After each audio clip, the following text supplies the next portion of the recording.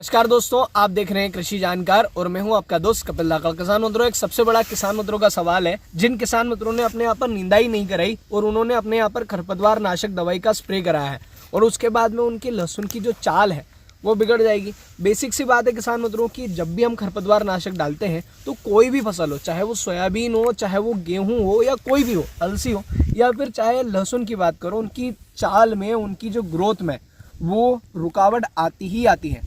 कुछ समय के लिए झटका सा लगता है। अगर मेरे हिसाब से समझा जाए तो आपकी जो लहसुन है वो शेड्यूल से 10 दिन पीछे हो जाती है। मतलब जैसी ग्रोथ उसकी 10 दिन बाद में होने वाली है वैसी आपकी ग्रोथ होती है। दोस्तों, सबसे बड़ी समस्या क्या होती है कि 10 दिन समय से वो पीछे हो जाती है, धीरे धीरे रिकवर करती है। पर दोस्तों, ऐसी कंडीशन में जिन किसान मित्रों के यहाँ पर बहुत ज़्यादा स्प्रे हो गया और रिकवर नहीं कर रही है, उनका बहुत बड़ा सवाल रहता है कि आखिरकार किस प्रकार से उसकी ग्रोथ जो है वो नॉर्मल की जाए। दोस्तों, नॉर्मल ग्रोथ तो ये कह सकते हैं कि संभव नहीं है, थोड़ा समय उसको लगेगा रिकवर होने में। तो ऐसी कंडीशन में क्या किया जाए? दोस्तों, सबसे बड़ी बात है कि पहले तो स्प्रे हमने किया है तो उसको न्यूट्रिशन देने की ज़रूरत है। न्यूट्रिशन में आप ध्यान रखें कि उसके अंदर आप जो 12-32-16 है या फिर एनपीके जिसे हम कह सकते हैं। एनपीके बहुत सारे फॉर्म में आजकल आने लगा है, अलग अलग ग्रेड आता है, जैसे कि 12-32-16 हो गया, 18-46-0 हो गया, 20-20-0-13 हो गया, अब देखा जाए तो 24-24-0 हो गया, 14-35-14 हो गया, 12-11-18 हो गया। इन सब में से जो भी आपको समय से मिल जाए आप उसके अंदर दीजिए, क्योंकि ये मुख्य आहार होता है। मतलब एनपीके जो मुख्य पोषक तत्वों की गिनती में आता है। तो दोस्तों, आपको एनपीके देने की ज़रूरत है, आप वो देंगे तो उसको भोजन मिलेगा। इसके अलावा दोस्तों, अगर आपके यहाँ पर बहुत तेज स्प्रे हो गया है तो आप कोशिश करिए कि वहाँ पर अमोनियम सल्फेट या फिर आप मैग्नीशियम सल्फेट भी आप दे सकते हैं। तो उससे क्या रहेगा कि आपके पौधे के अंदर जो ग्रीननेस है वो वापस से आ जाएगी। तो जब ग्रीननेस आएगी तो पौधा अपना जो भोजन है वो बनाना शुरू कर देगा। तो भोजन आप बनाना शुरू कर देगा तो उसकी जो ग्रोथ है वो थोड़ी सी बूस्ट हो जाएगी। अगर आप स्प्रे करना चाहते हैं तो दोस्तों, सबसे बड़ी बात, अगर आप स्प्रे करना चाहते हैं तो स्प्रे में भी आप उसके अंदर टॉनिक दीजिए। टॉनिक भी कोशिश करिए कि एमिनो बेस्ड वाला होना चाहिए। और साथ में जो पत्ते उसके जल गए हैं उसके ऊपर फंगस आने की समस्या बहुत ज़्यादा रहती है। फंगस आने की मतलब जो सफ़ेद आपने देखा होगा, जब भी हम स्प्रे करते हैं तो पत्ते जो है ऊपर से जलकर सफ़ेद हो जाते हैं। सफ़ेद हो जाते हैं तो उनके ऊपर फंगस आती ही आती है। बाद में अगर बहुत ज़्यादा कोहरा रहता है तो फंगस आना उस पर शुरू हो जाती है और वो पत्ते काले होकर सूखने लगते हैं। तो दोस्तों, ऐसी कंडीशन में अगर आपने स्प्रे किया है और उसको समय हो चुका है तो आप कोशिश करिए कि वहाँ पर एक स्प्रे टॉनिक का कर दीजिए। ऐसा नहीं कि आपने आज ही स्प्रे किया और 3 दिन बाद 4 दिन बाद वहाँ पर वापस से स्प्रे कर रहे तो जो चारा था जिसको मारने के लिए हमने स्प्रे किया था वो वापस से चल जाएगा, क्योंकि ऐसा तो है नहीं कि जो आप दवाई डालेंगे केवल वो लहसुन के ऊपर पड़ेगी।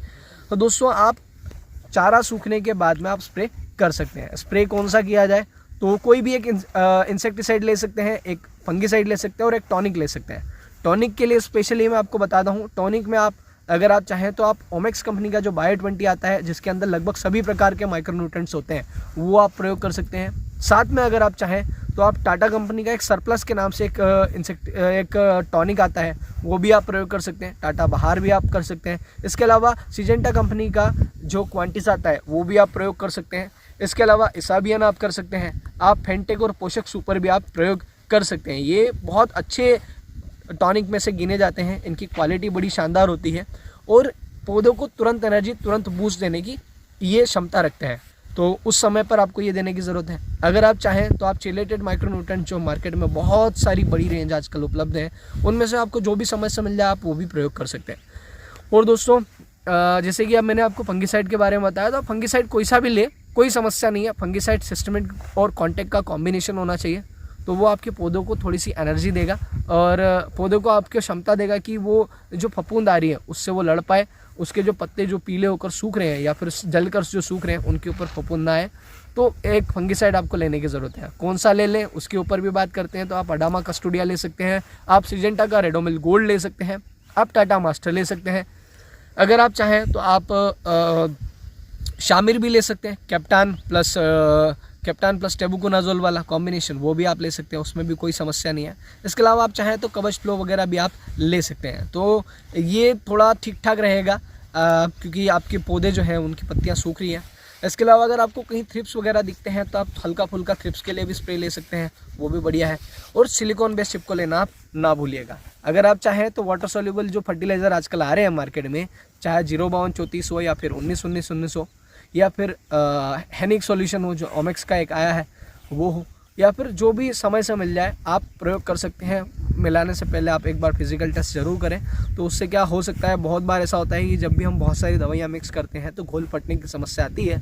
तो आप कोशिश करें कि सारा घोल दवाइयों का मिलाने के बाद में जब आप जो फर्टिलाइज़र मैं आपको बता रहा हूँ वाटर सॉल्युबल, वो अगर आप मिलाते हैं तो आप एक बार फिजिकल टेस्ट जरूर करें, मतलब पानी में मिलाकर एक बार टेस्ट करिए, उसके बाद ही पूरे घोल के अंदर वो चीज़ें आपको मिलाना चाहिए, तो आपको अच्छा रिजल्ट देखने को मिलेगा। दोस्तों, जड़ से अगर आप मैग्नीशियम देंगे तो वैसे ही हरापन आएगा, तो इस बात का आप ध्यान रखिएगा।